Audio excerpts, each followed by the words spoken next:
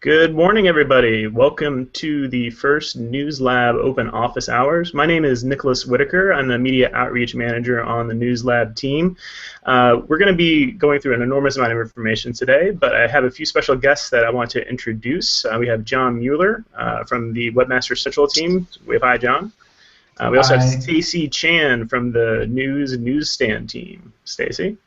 Good morning. And we just have joining us Dan Russell over here from the search team. He's going to be talking a little bit about his tools today. And we also have my colleague Daniel Seberg, also on the News Lab team, to talk a little bit about the News Lab and show us a little bit about the website, which we launched just a few months ago.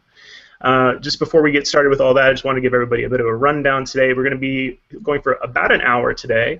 If anybody has questions or comments that they want to have us talk about during this session, definitely check out our Google Plus page, where we'll be taking a look for additional posts. Plus, Google News Lab is the easiest way to get to that.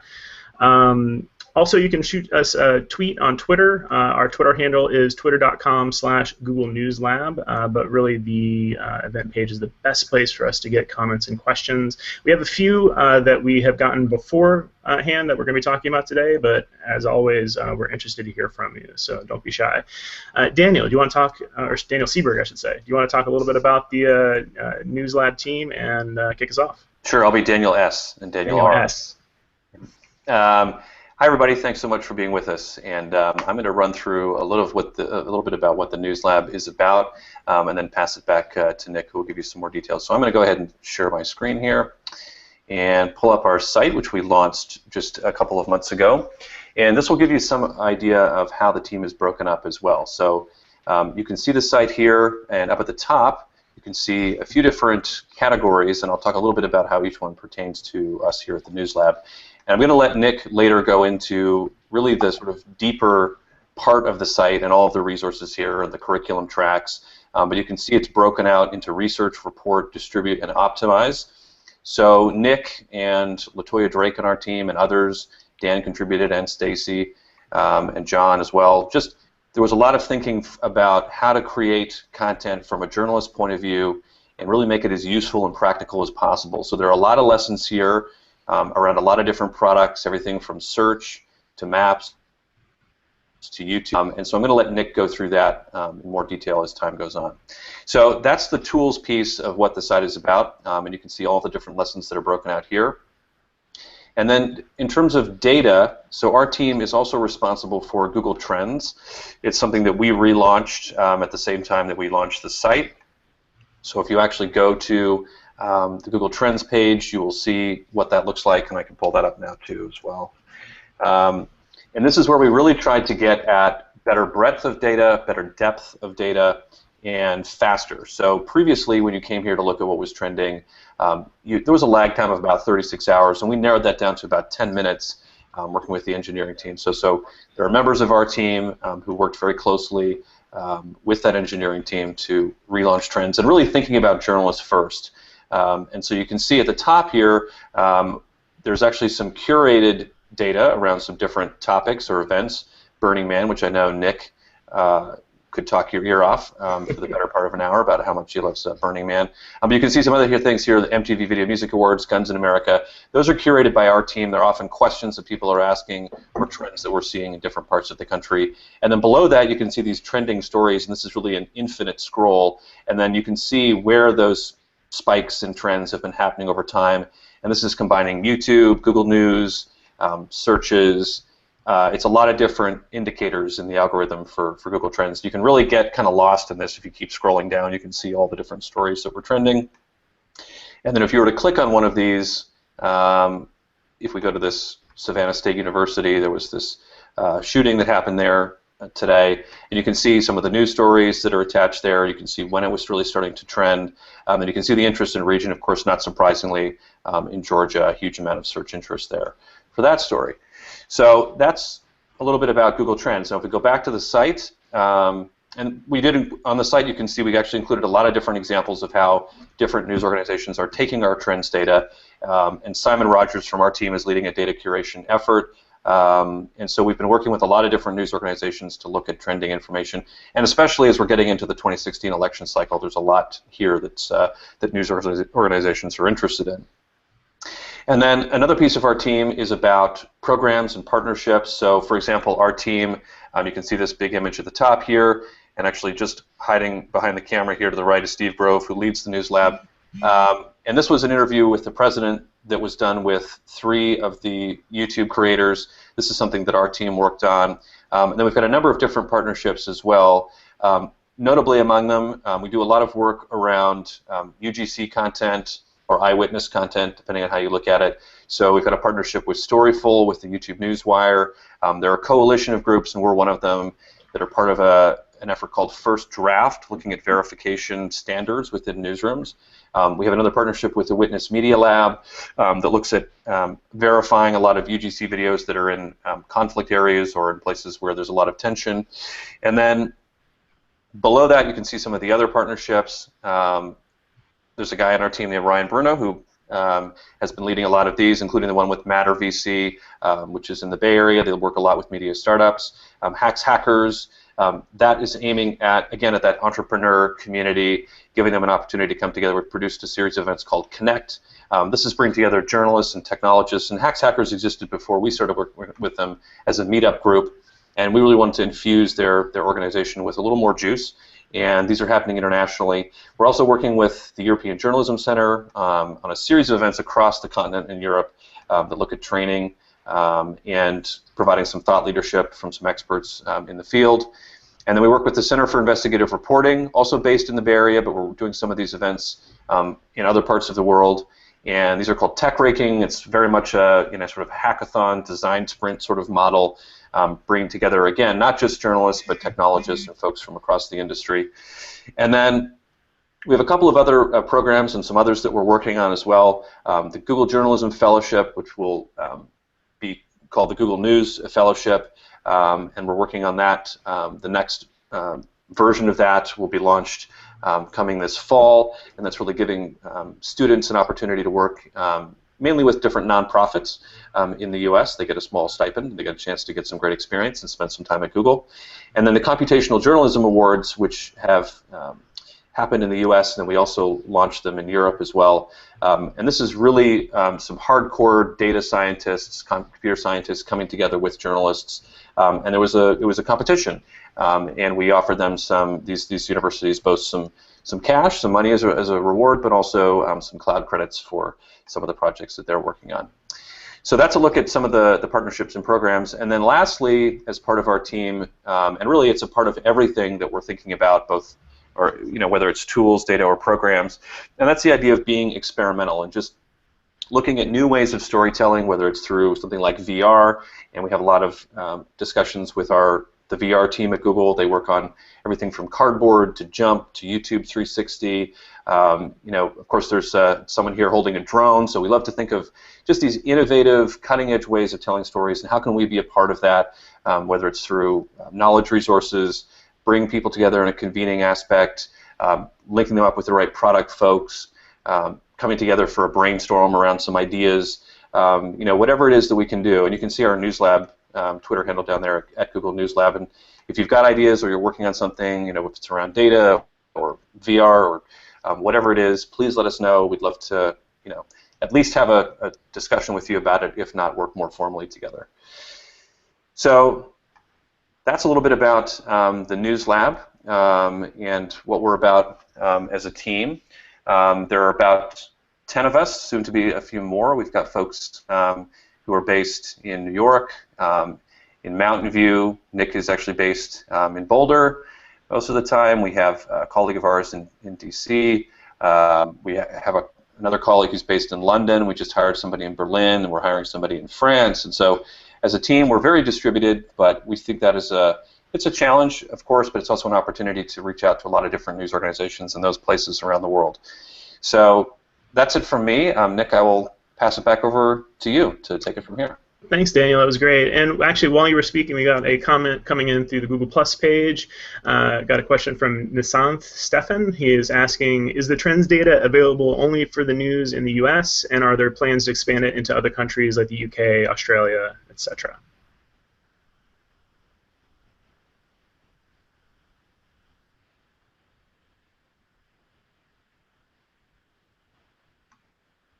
I think Daniel may have frozen. Oh, There he is. We got you back.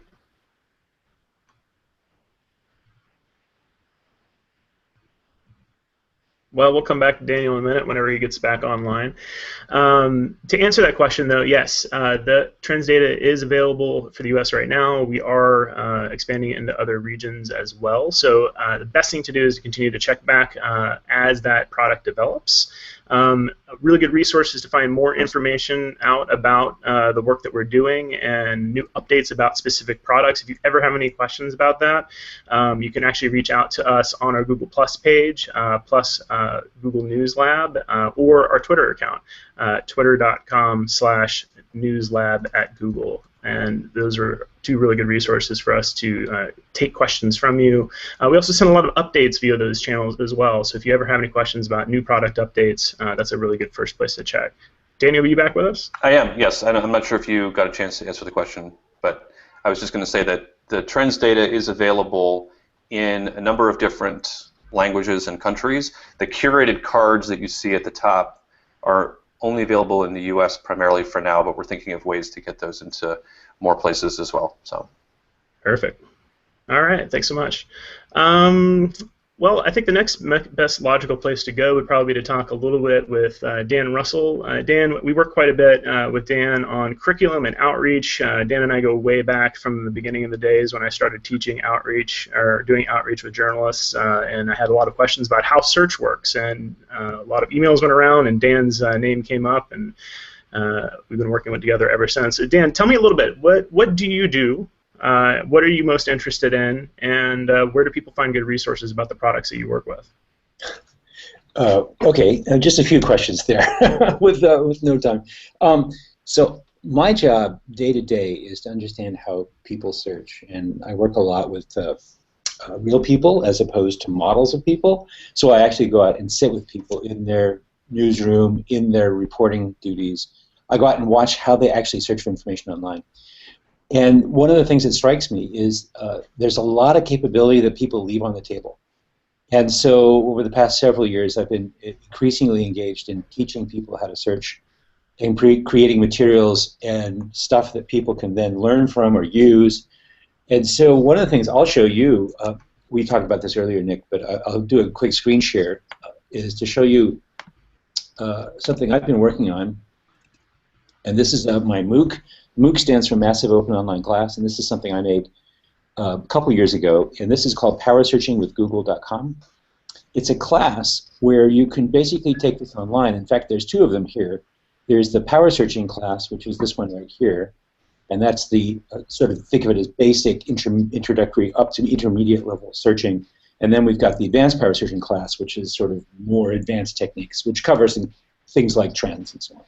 But if we go and click on that, we're running it right now as a class, and I think this is a beta release of the new edition, and it's got about 1,100 people in it, so it's a small class.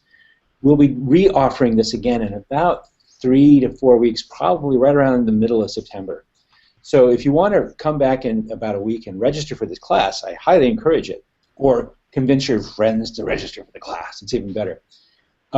So one of the things I do is I put together materials like this, and you can see there's a whole curriculum here. I'm just going to jump into the middle of one just to show you what it looks like. It's a little short video.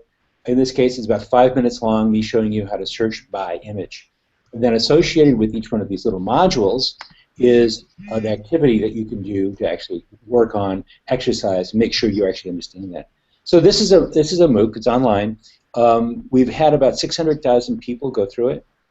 Now, one of the things that Nick and I were talking about a couple days ago was the idea of having a closed version of this just for journalists. And so one of the versions of this might be, as you can see, we have this forum up here where people discuss. And what we would do is tailor that forum set of discussions towards journalists.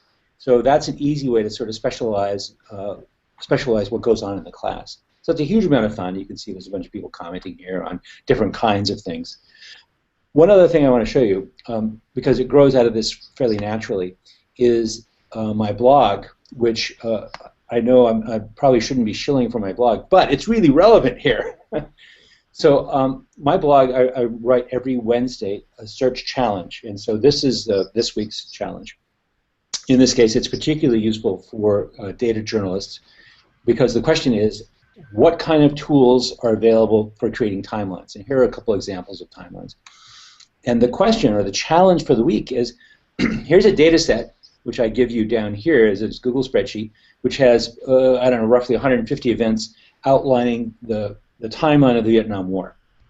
What tools could a journalist or a student have that would take that spreadsheet and convert it into a visualization like, say, one of these?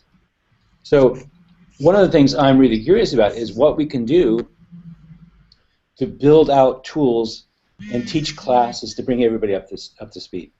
So I teach a class every year at IRE, for example, and I'll be doing something in Norway in October at the International Journalists Investigative Reporting Conference there.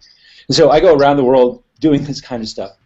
But we also have, as I said, all these kind of materials. They're in the MOOC, but if you go search for my website, my personal homepage, you can find links to everything, all those materials. So if you want to teach someone how to do exactly search by image, here's the video. There's a YouTube 5-minute video for you. You can just jump right into material very easily that way. So I've been working, as Nick said, with the folks here to try to figure out how we can make all this suite of materials much better and much richer. So look forward to a module on how to use Google Trends internationally, because that's got to come. That's fantastic. So that's the kind of stuff I do. Thanks, Dan. This is fantastic. And really, I can't stress enough how important Dan's sites are. When I first started working with these tools, I actually was teaching Google Maps and Google Earth, and that was kind of like the main focus of my studies. And then I wanted to expand to other tools. The first tool that I actually started with was search, and I went through the power searching with Google.com tutorials, and I've learned an enormous amount of information, and I still learn new information from Dan on a regular basis. So even if you think you have a very solid grasp on search, as most journalists I talk to around the world think that they do, the fact of the matter is that you probably don't know as much as you think you do. It's definitely worth taking some time to go through those things and learn new skills or brush up on the skills that you might already have. Daniel, Russell, we had one question come in. Actually, we had a quick hello from Spain. Hello, Alberto. We also had another question from Katina Perron, if I'm pronouncing her name correctly. She wants to know, what would be a good resource for journalists, or what tools should student journalists know, maybe from high school that are interested in using these tools in school news sites, for example. So one of the things I teach in my classes is the tools, certainly, so I can show you, for example, how to use Public Data Explorer, or how to use fusion tables, or how to use, search by image. But there are also the techniques of using each of those. For instance, when you do a search by image, one of the mistakes that I see a lot of people doing is they'll take a picture of something, which includes a huge amount of background and context and all kinds of stuff that's going on. And one of the tricks to making search by image work is to figure out what would other people have taken a picture of. For instance, suppose you're in downtown Paris and you're walking past this giant cathedral, and it would be fairly straightforward to take a picture including 1,000 people and the trees and the vendors and the birds. And if you focus, though, if you sort of sub-image that big image and catch the major visual focus, the major visual interest, the thing that everybody else will take a picture of, in this case, the front of Notre Dame. You take a picture of that and then do search by image, you'll almost certainly get it. Case in point, a guy was, a police officer, was trying to figure out how to identify people who were tagging, making graffiti on the sides of buildings in his town. And he kept taking pictures of the entire wall and searching by image, and that did nothing. When you crop it down to a single tag, a single graffitio, and taking it, well, guess what? He found his Facebook page, and now that kid is behind bars. So that's an example of a technique, but there's a lot of things out there. One other lesson here is that when you find yourself doing things repeatedly, guess what? Turn to Google and search for a tool to do that thing you're doing repeatedly. I bet there's a tool out there someone has built. And the number of times I see people in newsrooms doing stuff repeatedly, like copying and pasting links from this point to that spreadsheet and so on, like, wait a second, stop, think. Can I find a tool that will help me do this onerous task? So it's an individual skill thing. It's an attitude and understanding what the sweep of all possibilities are. That's great. All right, so we'll probably come back. Mm-hmm.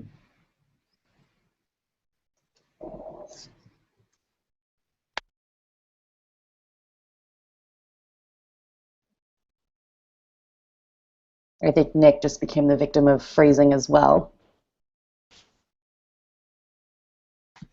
Luckily, Stacy, we have a backup anchor. I think that's you. I think I was next on the agenda. So maybe I'll just start talking until Nick pops in again. I'd say definitely go for it. All right, let's roll with it.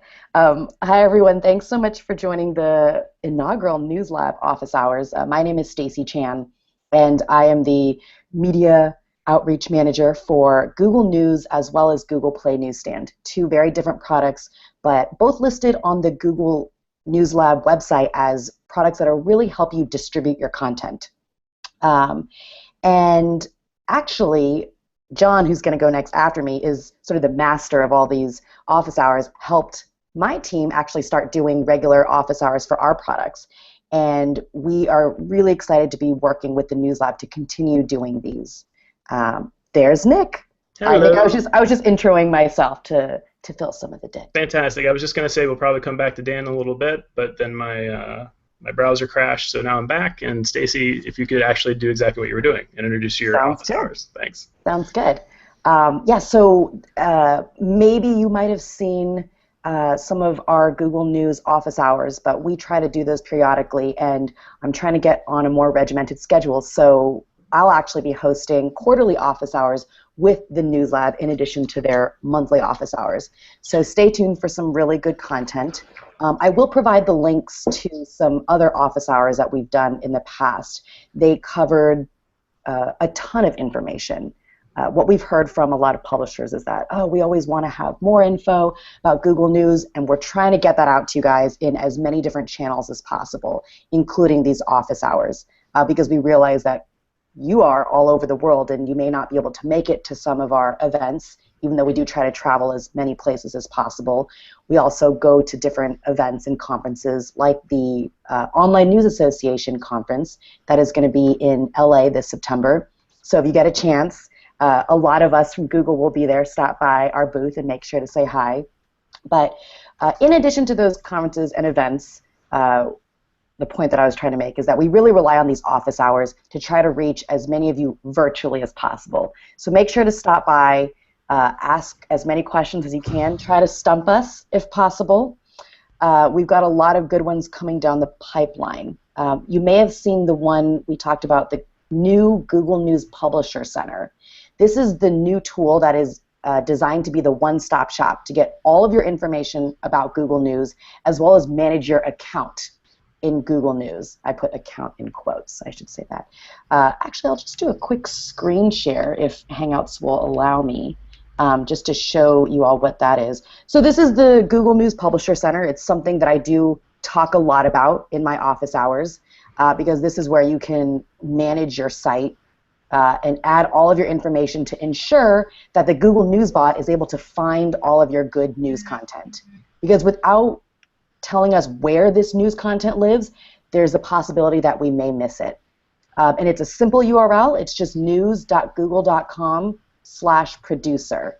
So hopefully that'll be much easier to remember than our previous URL, which was a big win for our team in changing that recently.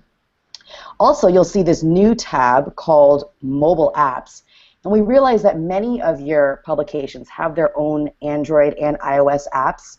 And we want to direct as much attention and traffic back to those apps as possible.